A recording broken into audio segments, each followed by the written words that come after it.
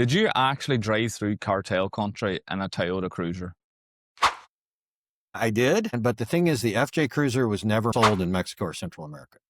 So, and it's this big silver-looking marshmallow car, sticks out like a sore thumb. The cartel guys tend to carjack vehicles they can go commit crimes with. So, a white Toyota pickup is not a good idea. On my car, it was like, all right, it's going to be hard for them to run around and be anonymous in this thing because there aren't too many like that running around. And it was kind of my whole overall strategy was, all right, I'm never going to blend in. I'm a big redheaded gringo in a car that was never produced down here. So I'll just lean the other way and act like I'm on some kind of expedition and, put stickers all over my car and stuff so that people will be, all right, let's just not mess with that guy, or definitely let's not steal that car because we're not going to get very far before we get recognized. So that was the theory anyway. And it worked out okay. I think anybody Yeah, reading go your ahead. story and stuff, or like reading the places you went to, would imagine that it seems like a kind of like an on the one thing, how you went through them all the places, and it sounds like you just got on the car, went for it. But like you talked about these forums and stuff, and I done a little bit of research into the back end of this stuff. Like, do people really underestimate how much planning goes into what you done? Because you already sound like you know all the dangers already. You can do it without a whole lot of planning, but I had time and I was curious. And so I Googled, can you drive to South America? Like, okay, we'll go next year on this expedition. Can I drive my car there? And it's like, yeah, you can, but there's one gap between Panama and Colombia where the Darien Gap is that you have to ship your car around and it's a big pain in the butt. But other than that, you can pretty much drive the whole way. And that just started the genesis of the idea. And then I was working for DirecTV, who got bought out by AT&T, and AT&T sucks. It's like worse than working for the government, basically. And they offered a layoff to all the original employees of DirecTV, almost all of us. And it turned out to be the exact same time that I was thinking about doing this trip anyway. But yeah, I had about 6 months to read a bunch of blogs, and it definitely helps. There's stuff like in Mexico, you have to get this permit. You can drive in Baja all you want, but if you want to drive on the mainland, then you have to get this permit, and you can only get it in Tijuana or Ensenada. So if you drive all the way to the southern tip of Baja and then you want to take the ferry over to the mainland, you're screwed. You have to go all the way back to Ensenada to do that. So stuff like that. And I met a guy on the trip who had accidentally done that. So that, the prep work helps in stuff like that for sure. What was the actual purpose for this? Was it something like you wanted to see the world around you, or was there something personal you were hoping to learn? Yeah, that's a good question. I think it's just an idea I got in my head and I was bored and still don't know for sure what all the impetus was.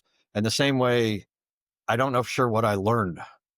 I always joke, like, ask me on my deathbed. I'll figure it out at that point. But I know I did. I know it changed me. I know I learned a lot. It's just hard to one of the few things that's hard for me to verbalize, I guess. Did you find that it was uncomfortable the whole entire journey, or was there a point where you kind of felt the comfort in that uncomfortableness?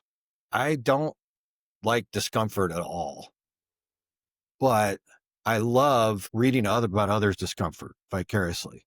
And I love, like, there's a show I really like called Expedition Unknown, where this guy, Josh Gates, goes around and goes to all these archaeological sites, but sometimes they're hiking through like mountains in Colombia and it's hot and nasty. And I love that stuff. I love suffering through somebody else's pain vicariously. So I figure, all right, if I love that, then that means it's a good story, which means I should probably try to force myself a little bit harder to go through that stuff to create the good story. Yeah, a lot of me just wants to, when I get a nice air conditioned hotel room, I joke about in the book, it's like, I have a hard time, and I know it's hot out there, and okay, I gotta go do this and this and this, or I could just sit here in the air conditioning and surf the internet. And I kind of have to force myself to get out there because, like, all right, that's not what this trip is about. It's not about sitting in a hotel room surfing the internet. Do you think part of you kind of wanted something extraordinary or bad to happen so the story would be a little bit better?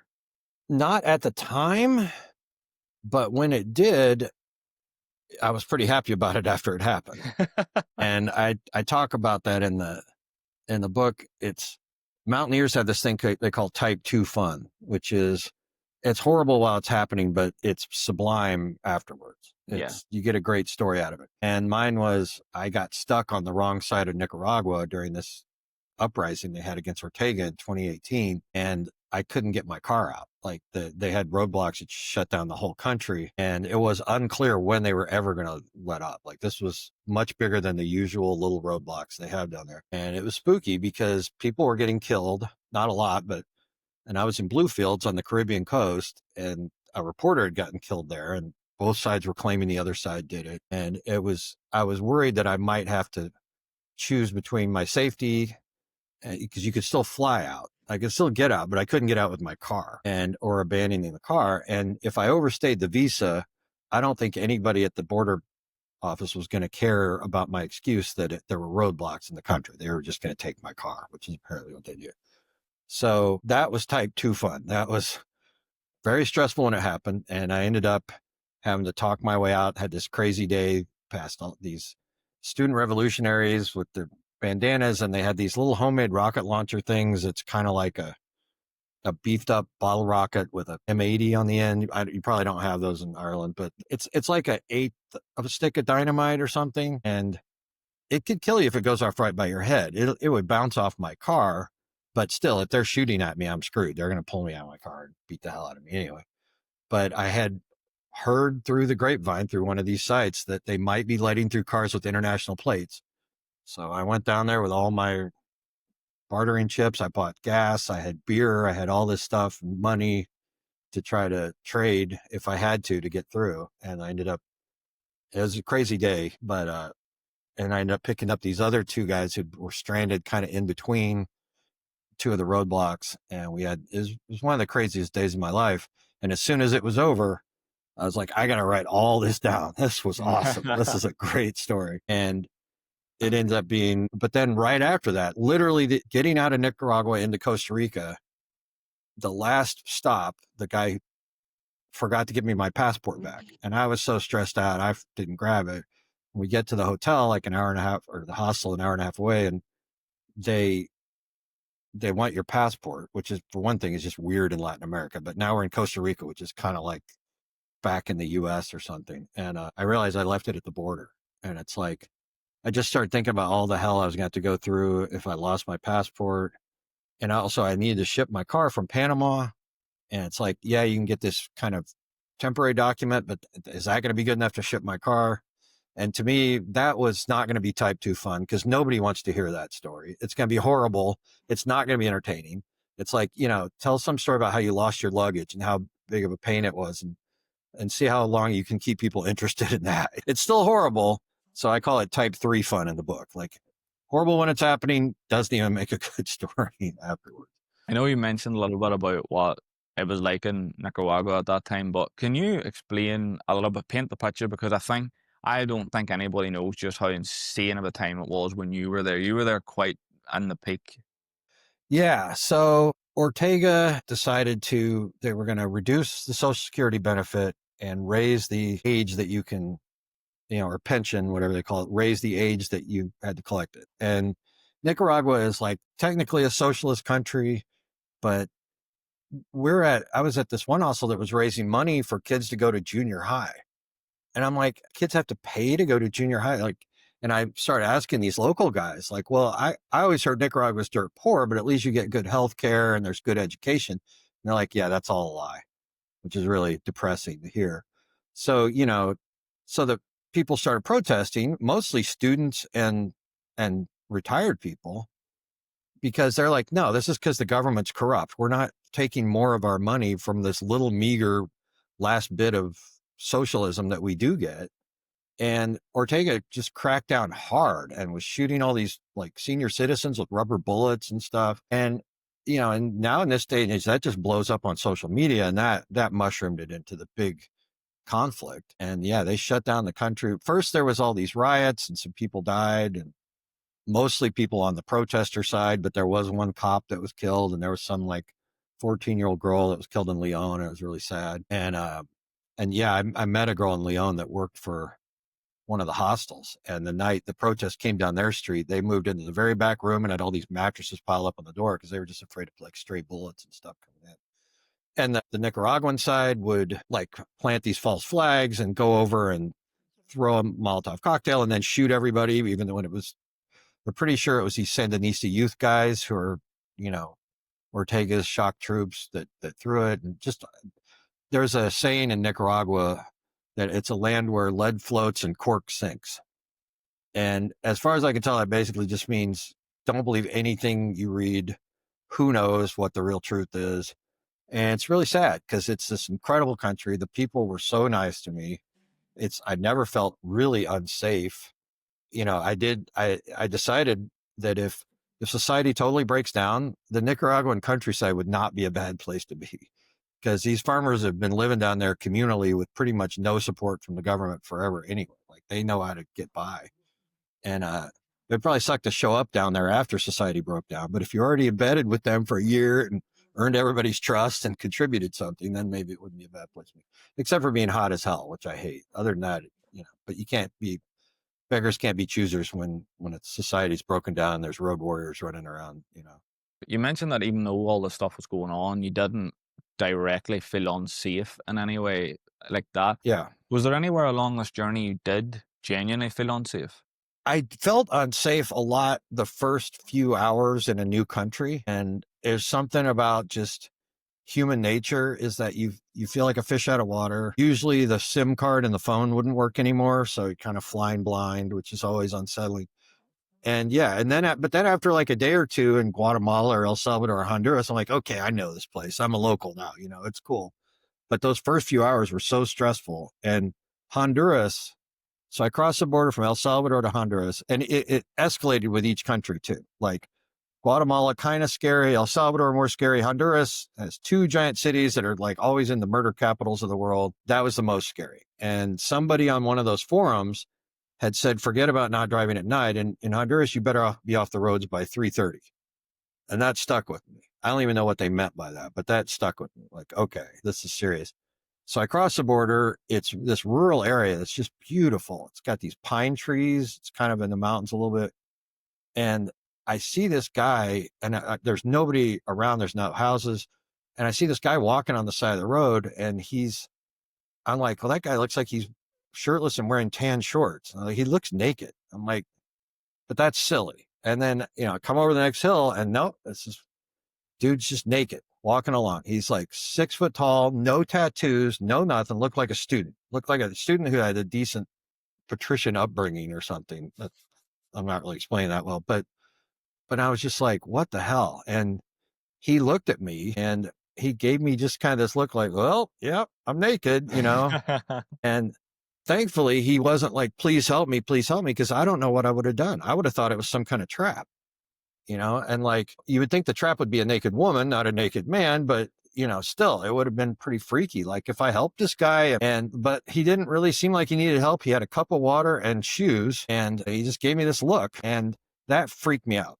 So the whole rest of the drive, I need to get a SIM card. I'm trying to get to this place before nightfall. And I'm like, man, am I going to wind up naked walking down the side of the road here? It took forever to get the SIM card. Honduras has all these weird regulations you have to jump through. And I'm trying to get to this one hostel that it's called D&D Brewery, that had been a highlight of the trip for a long time. Everybody talked about, you got to go there. And it ended up being great. But the sun's going down, and I'm driving on these rural roads, and there's all these potholes, and I'm literally just freaking out. Like, you got to be off the road by dark. What are you doing? But then I had this moment where I looked around and I'm like, okay, there's farms all around you. There's women and children walking in the road. MS-13 is not going to jump me here. Settle down. You'll be fine. And I made it, and I was fine. But that was probably the scariest moment, just because the naked guy really unsettled me. And this is my proudest chapter title. I named the chapter title Naked and Afraid. These locals, they probably are seeing you as almost like an opportunity. Like, it's almost like Freshman's came on and he's got better off than us, so we can maybe do something here. But did anyone ever try and like rob you or scam you along the way? One time a cop asked me for a bribe at the Nicaraguan border, or one of the aduana agents asked for propina for a bribe. And I was already paying this helper who I was happy to pay, because he was running all over doing all kinds of stuff. Like, these helpers will come up to you at the border and you pay them $10, and they really do help most of the time. And I just looked at the helper and I go, well, I'm already paying him. I can't pay 2 per peanuts. That's just crazy. A big smile on my face. And the guy just pouted. Like I wasn't expecting pouting as he literally was just like, but then he still stamped my form and sent me on my way. And I spent so much time before the trip worrying about cops asking for bribes and border officials and stuff. And that was the only time it happened. Like I wasted so much time worrying about that and thinking through scenarios in my mind over and over and over. What would I do if this happened? What would I do with that? And people were so polite and so friendly. And like, I can't imagine it being, I imagine a Honduran person traveling all across the U.S., going to all these rural areas, and I don't think they'd be treated anywhere nearly as good as I was. Like, it's you don't under, that's kind of one of the biggest. I mean, it's the reason we travel, and one of the biggest messages of the book is that, like, I think the average American, including me before this trip, has such a different impression of what it's really like down there. I mean, people are family oriented. They're very polite. They have a problem with gangs, largely because the U.S. exported these guys out of U.S. jails where they really, became these hardcore gang.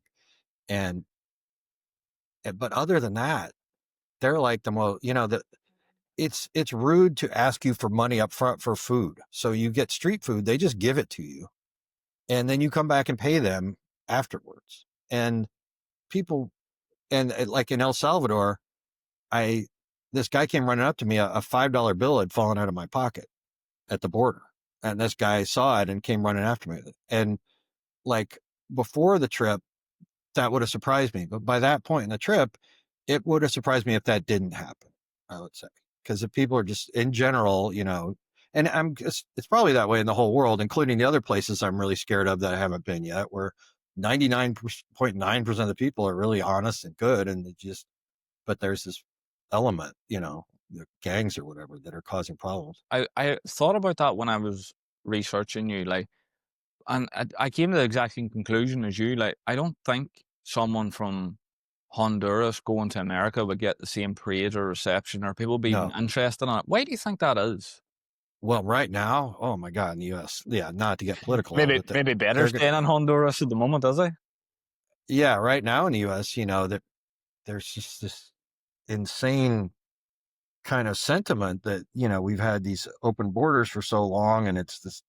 But I live in L.A., one of the places that's supposedly infested with this, and nobody I know in L.A. is like, oh yeah, this is a nightmare, Oh yeah, I mean, I couldn't even imagine LA without Latino culture. Basically, it'd be dreary, tough without going into too much in politics. But a Honduran would have trouble because it's just a bad time in the U.S. right now, basically.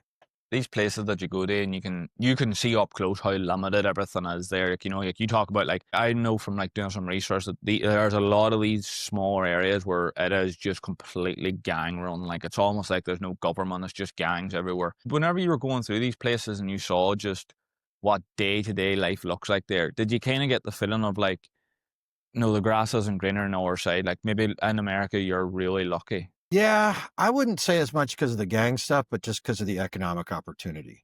They just don't. It's just poorer down there. There's these. Honduras was really big in apparel factories until Bangladesh can now make it 50 cents cheaper, and they all closed down. And all these people didn't have. That part we're incredibly lucky to have. Day-to-day life, it's a mixed bag. Like, I mean, they're the family life down there seems so much more, the family bond seems so much stronger, and there's beautiful places. And I think there's the overall impression I would say is that most people would be perfectly happy to stay. And most people kind of love the place they grew up if there was more economic opportunity. There's just, when it's already dirt poor and your big apparel factory shuts down or the global coffee prices crash or something, there's nothing you can do. And so that part, I think we're really lucky on for sure. Which country had the best and worst food? Best is undoubtedly Central Mexico, Puebla, Oaxaca. It's pretty cool because I know more and more people who are going and checking out like Oaxaca and stuff. Whereas for most of my adult life, I would say friends would go to Cancun or Cabo or whatever, but not a lot of people are going to Central Mexico, but it's becoming a lot more popular. Mexico City has a lot to offer. Obviously, they have great food there too, but it was just incredible. Like just things you never even heard of. These things called tlayudas. That's kind of like a Mexican, like a pizza thing, but God, they were so good. And you just walk past and somebody's cooking this thing it's a traditional comal. It's kind of like a disc that they cook on that goes back to pre-Spanish times. And I'm like, what is that? I'm not even hungry, but I need to eat that and see what it is. And then that was really good. I might need to eat another one. It was so much food like that. Like Puebla and Oaxaca are kind of the epicenter. It's sort of the heart of, like old Mexico. And they compete with each other. Like they have pretty intense food rivalries. And I think that keeps them sharp on their game. Like I'm Italian, so Italy will always be number one to me, but Central Mexico is really, really close. Like I could almost go 1A, 1B, Italy, Central Mexico. The worst food, none of them were really bad, but I think the further you got down, like Costa Rica had a couple of good things. I can't think of one thing in Panama that was really special. Panama is so cosmopolitan and international, and maybe there is really good food there, but I don't think I had any great ones, and there was no like local street food or delicacy or anything like that. So maybe Panama. The interesting thing was Belize, which is not known as a culinary powerhouse at all, ended up being my favorite meal, which was these stone crab claws that are just, I still dream about. And then our favorite restaurant that we went back to for a few nights it was a Korean fusion with Belize has all these other influences. So they had like these pork tacos. They're kind of and it was just incredible. So the weird part is, Central Mexico gets like places 2 through 10, but Belize gets number one restaurant and number one meal. Just it's the fun part of travel. Like you wouldn't have expected that in a million years. Do you think the average person could have done this trip you done? Yes, wouldn't encourage the average person to take their own car. It's a pain in the ass. It's more dangerous. Uh, and it's probably not. It's not environmentally really responsible. Um, Now, if you're retired and you're driving around in your motorhome and that's how you live, that's probably fairly carbon neutral compared to, how most Americans live at home with the air conditioning blasting and everything. And either way, you're not taking private jets all over the world, so you're not doing, but then again, if that's the standard, but, I would say probably for the average person, backpack and then maybe rent a car in certain countries where if you want to go explore the countryside or something would be a lot easier. The border crossings are a hassle. You kind of have to just want to do it in a car for the sake of doing it in a car, which again, I'm not really encouraging that. But yeah, you meet tons of Europeans doing that. Europeans are more scared of the US than they are of Central America. They're more scared of getting caught in a mass shooting. And Africa. They're more scared of the US than they are of Africa or Central America. Like legitimately talking to them. They're like, what's it like? Like, because they read about all these mass shootings, which is true. We have them. But I think it's kind of the same in either place in that you have to get pretty unlucky to be caught in the middle of one of those, even though they do happen. What did you learn about Western assumptions? I think the average American would be really surprised at how much life is like America, except poorer down there. It's kind of the same values. It's the same religion, sort of Catholic, but we have plenty of Catholics in the US. It's very similar. I think people would be shocked if your impression is that it's just crime ridden and people are living like dogs, and it's nothing like that at all. It's just, there's just not as much economic activity down there. I think there could be someday. I think it's poised. Like Mexico is doing pretty good right now. There's not a net influx of Mexicans migrating to the US. It's really just Central America where these countries have had decades of civil war and they're still just kind of trying to figure it out. And then the gang problems. But if they ever do put those problems behind them, I think they'll start getting more solid too. Hopefully. That's my hopeful scenario for sure. You already spoke about, people kind of wanted bribes and stuff, and like the assumption, like you mentioned, is like crimes everywhere down there and stuff like that. But how often were you actually seeing illegal activities down there? Because I do feel like that's a little bit blown out of proportion. Other than speeding, which everybody does because the speed limit is ludicrously low, I didn't see much. I did see, and I debated whether to put this in the book or not. There was driving through El Salvador, there was a guy with an Uzi standing right by the side of the road. That was probably the other time I was most scared because it's just a little spooky. It wasn't a cop. It wasn't a soldier. It was a well-dressed guy, no tattoos, wasn't like a gang member, but he looked really distressed and he was scanning the traffic as I drove by, and he had, an Uzi hang. It's the first time I've ever seen like an Uzi out in the wild hanging from a strap. And I don't know who he was looking for. My best guess is that he was being extorted by the gangs because that's what they do. And he was coming up a driveway from this place that could be like a brake shop or something like that. So my best guess is he's a local business owner being extorted and is like, screw this, I'm fighting back. And I did see a truck with tinted out windows, a souped up truck pulled out over like a quarter mile down the road. I did not stick around to see how it went between the truck and the Uzi guy. But I debated putting that in the book because it's like, you could say all these great things about El Salvador, but for some people, the takeaway is just going to be the Uzi guy, but it happened. So I put it in there. And it's kind of the same way with talking about human sacrifice. So in the book, I go deeply into Mesoamerica. Like I do a deep dive into Mesoamerican history. And human sacrifice is the big lurid thing that everybody wants to hear about. But it's also, there's so much more to that history. And so I talked about it, but I didn't make it like the central thing that I talked about. Like the movie Apocalypto, Mel Gibson basically makes that like the whole central point of the movie is all this bloody, horrible sacrifice. And the Mayans really didn't do as much as like the Aztecs. They weren't as bad about it. But they did get worse by the end. Like they kind of got influenced by the other groups. So yeah, it's this push pull of you don't want to gloss over the bad stuff, but you want to somehow make it so that isn't the one takeaway. How many things that you did see or hear about that you had to stop yourself from putting in the book because they might have just been a little bit too extreme? Nothing that was too extreme. There was things I had to cut because the book was already too long and going through. There's this.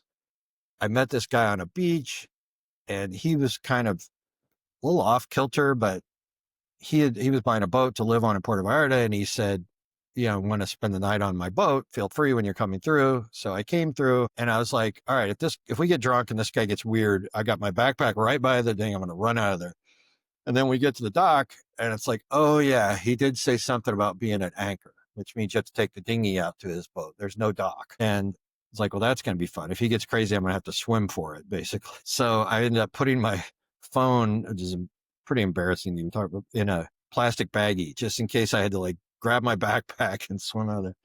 And the whole time it was like, all right, well, this could be a good story, so I should just do this. And I joke about it in the book, like, my grandkids, I can't deny my future grandkids, which I'm not going to have anyway, but I can't deny them the story of drunken Colin chasing me around his boat naked with a spear gun, and so that whole story ended up not going in just because it was kind of long and it took a lot to set all that up and for one joke, but that's the only thing I could think of. There was nothing that was too extreme. You've got quite a strange resume, we'll say. Poker player, stand-up comedy. You started your photography hobby with Death Valley of all places, and now traveling through all these places. What is it about the flirting with risk and uncertainty that you're so drawn to?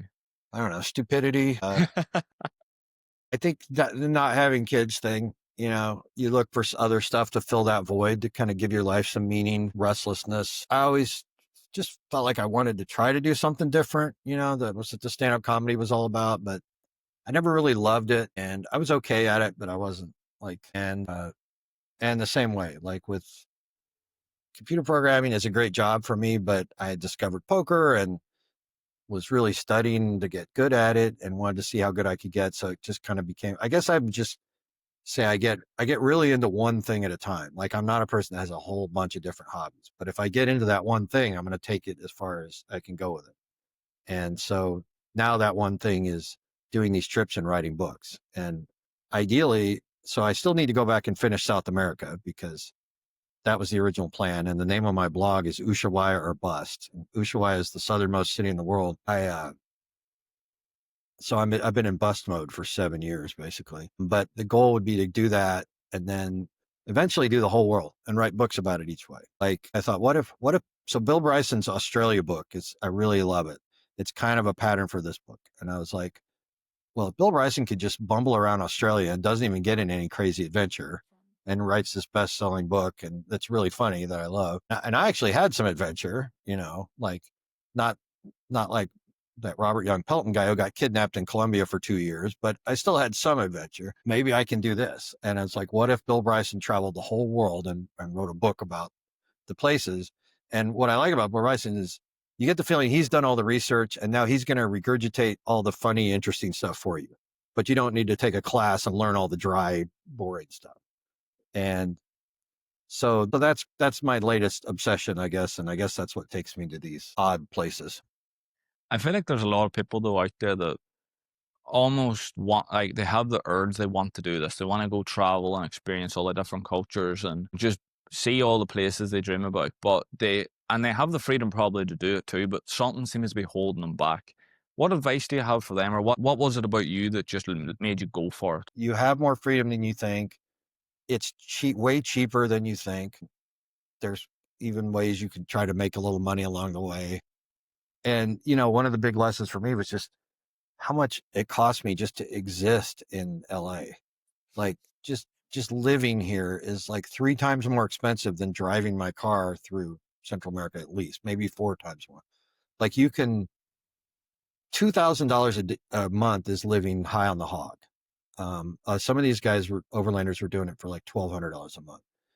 But that's, they're not staying in hostels and they're making their own food mostly. They're in their vehicle. Whereas being by myself, I kind of like to stay in hostels. So at least I'm getting some interaction with people, and I ate a lot of street food. And I had friends come to visit me. And when they came to visit, we tended to do higher budget stuff because they're on vacation for a week or two. They're not on a 7-month trip. But yeah, I would say it's nothing like you expect. And if you do it one time, then you'll understand that it's, and it really just, I think for a lot of people, it just comes down to, am I willing to risk taking a break from my career? But a lot of people, like, going back, like, I don't think I would like doing that. And I think programming is a good job for me. But the problem with programming is that you build these things and then now that's your value. It takes you a few years and now your value is all tied up in, hey, I know how to fix this thing faster than anybody else. Whereas a job like a nurse, you just come and go, and I met people on the trip who were in healthcare who would work for like 4 or 5 months and then travel for 2 months. And they could just do that forever, basically. And so that would be pretty sweet if you're even inclined to do any of those kind of jobs. And nurse is one of those ones. It seems like there's always a demand for that. I met a doctor in Corn Islands in Nicaragua who said she wanted to live an expedition lifestyle from now on. So work as a doctor for however long she needs to save up for the rest of the year of traveling, which I thought was awesome. So, end of the episode now, Matt. Plug, where can people find you? What have you got out now and what's coming in the future? Uh, so the book is called Land Without a Continent, and you can find it on all the, bookshop.org, Amazon. There's a Kindle version that's pretty cheap, and then the paperback isn't too bad.